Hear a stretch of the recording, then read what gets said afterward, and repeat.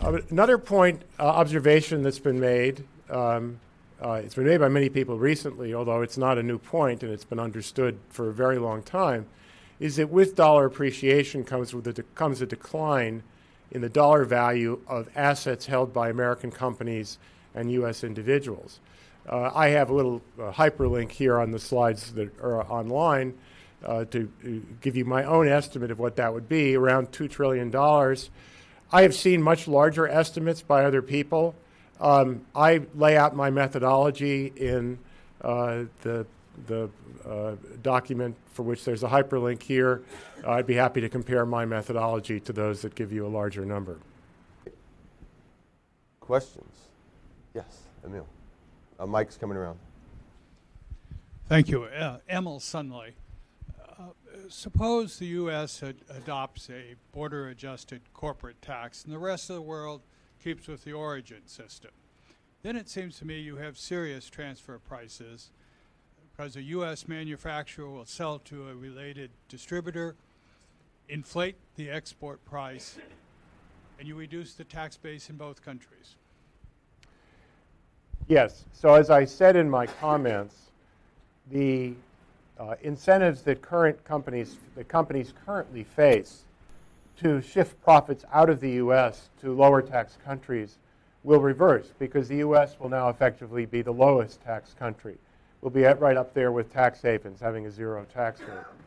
And so the incentives for multinationals to engage in profit shifting will not disappear. It will no longer be of a direct concern to the U.S. because it won't affect our tax revenue. But it will certainly affect the tax revenue in other countries. Now, I view this as a positive step in the sense that it encourages other countries to adopt this tax system as well. Now, I guess some might view that as somewhat coercive. But I don't really think it's any more coercive than the policies that other countries have been adopting and reducing their tax rates. That also encourages transfer pricing to shift profits out of the U.S. to those countries. I view this as really just figuring out what the end of the logical end of the process will be of tax competition among countries, and then moving directly to that end point rather than going through a period of painful transition. And just to be clear, what makes the U.S. a tax haven under this proposal is not the reduction of the rate to 20%. It's the changing of the tax base to be essentially aggregate consumption rather than aggregate production. Right?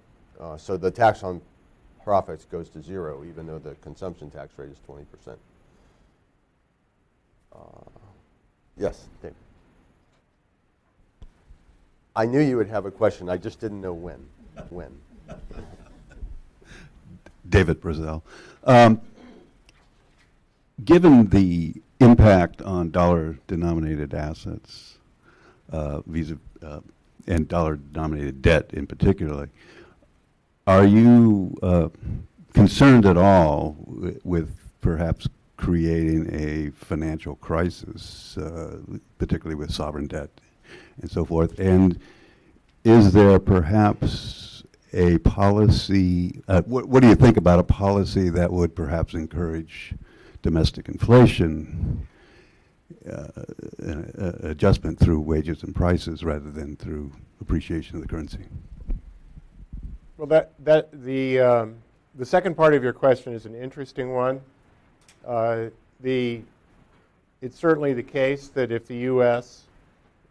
Adopted a much easier monetary policy that would obviate the need for a full dollar adjustment, I think practically speaking, generating a lot of inflation in the U.S. is not so easy right now. Ask the Bank of Japan how easy it is to generate inflation. And so practically speaking, I'm not sure that's an alternative. The issue about debtors abroad, that is, who have nothing to do necessarily directly to do with the U.S. economy, who have borrowed in dollars rather than their own unstable domestic currencies, that is a concern. There's also now has been and is ample time for borrowers in those situations to take precautionary measures. One can engage in a hedge a currency hedge. It doesn't have to be dollars against their own currency. That obviously won't work because nobody wants to transact in their currencies. But there's nothing stopping a sovereign foreign borrower from hedging their dollar exposure against euros or against yen or against sterling. Those are liquid markets. They should be able to engage in such hedges. Now, the optimal hedge wouldn't be complete at this point because we don't know if the legislation is going to be undertaken. But certainly, some sorts of optimal hedging could be going on right now. I assume it is going on right now. We still have a large financial sector looking for customers, and I would hope that they're finding them in the form of sovereign borrowers. All right, thanks. We're running out of time.